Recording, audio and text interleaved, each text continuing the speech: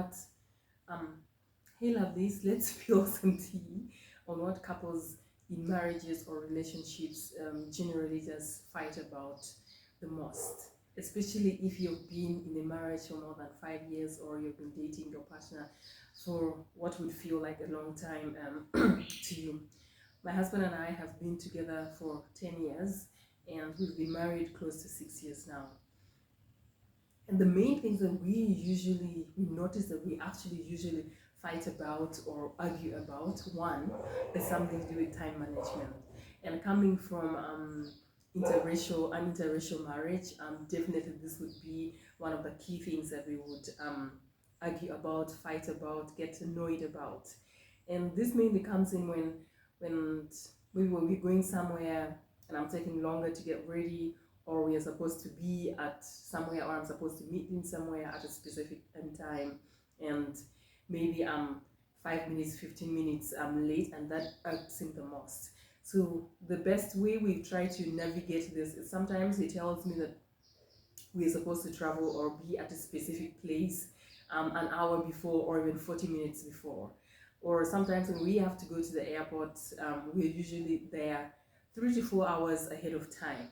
And it kills me. And I'm like, you got us here 3 hours before time, and I have forgotten A, B, C, D, only for you to what? Maybe to avoid an argument or a fight, or catching a late flight for that matter. Yeah, so that's the best way that we've tried to navigate time. And personally, I have also tried to adjust my time management issue. Then the second thing that we notice that we do fight or argue about is especially when the deed, if you're above 18 or if you're married, you know the deed. So if it has taken us more than 2 days without the deed, the mood in the house is fire. Like, everybody is so angry and edgy and feisty. You know, you pick this, is like, oh, why did you pick that? Why did you move my pen? I left my bag here. I left my shoes here. And this is something that we realized earlier on when we first met, that our greatest connection, personally, like as a couple, was the physical connection. For us, it was top notch, and it was we were lucky, I guess, in that regard, that we had that in common. We had a very strong physical connection from the start, and I also believe that that's what kept this relationship really going, and it's still going strong.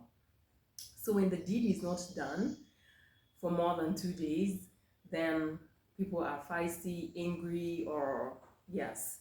And generally, what we've done about that, now that we're married and we have kids, and my oldest doesn't live with us full time, but the youngest is a handful. If you have a child that is 2.5 years and doesn't sleep in his own bed, then you know that there's going to be limited time for the deed.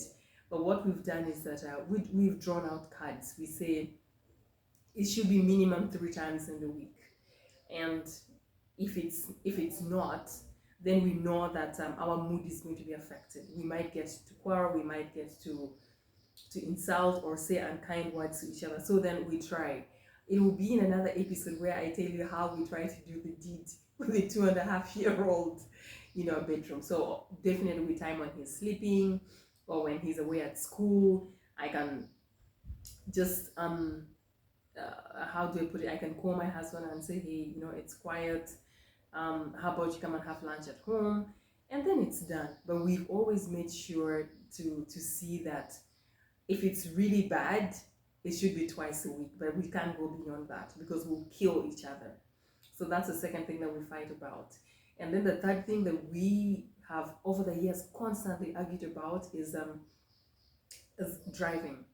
So we used to have 2 cars in the family until one got really old. We had to get rid of it, so we were waiting on another car to support the manual car that my husband decided. He decided that he has always dreamt about driving a manual car. And then it was 2023, the year 2023. Let me make it very clear. Tesla is literally is making self-driving cars. Somebody very soon is going to come with flying cars or invisible cars. But there's a Belgian man that is living in Africa that has told himself that he needs to drive a manual car in Kampala, where people are literally driving shoulder to like literally on shoulders. So if this car just stops, if you've driven a manual car before, then you know what I'm talking about. If you're going down a slope, if you're going uphill, the headache of that. I do know how to drive a manual car, but before we got this car as a family, we sat down and I lost this argument because I realized that this could have actually been that thing, which is my husband's toy. Besides his DJing gadgets and cameras and all that, this man might have dreamt of driving a manual car one day. So I said, you have it, but let's make it very clear. I am going to learn how to drive a manual car, but I will not be driving manual cars in the city. It raises my blood pressure, and I've spoken about this over and over. It has even led us to go and see a counselor, a psychologist, to talk about this particular problem.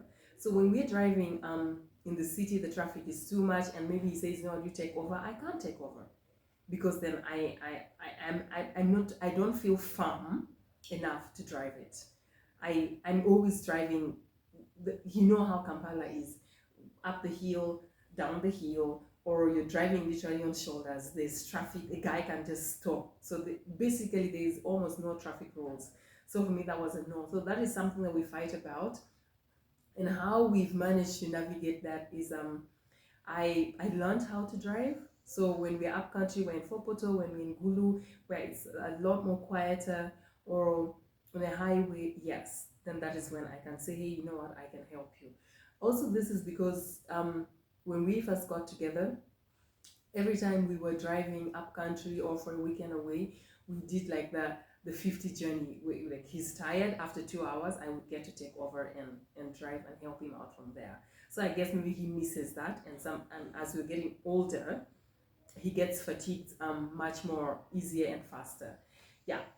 What else do we fight about as a couple? The fourth and the last thing is about raising our child, especially when it comes to the issue of phones and screen time and all that. So I know that this is also a very critical issue for most parents, whether you're in same marriage or same racial marriages or relationships or not, whether you're a single parent as well. It really definitely is not easy. So my son, the last one, started having screen time when he was, I think, only 2 really, that we said, you know what, we are going to put Miss Rachel, because I saw he was a bit slow in his development as he was at the playgroup. And it took him the longest time ever to say mama. So I needed Miss Rachel to come in here and help him realize that I am mama. It was dada, dada, dada. He would mention names of the other kids at the playgroup, but not mama. So for me, that's when I pulled out the guns and I said, hello, Miss Rachel, you're going to pop in 30 minutes a day.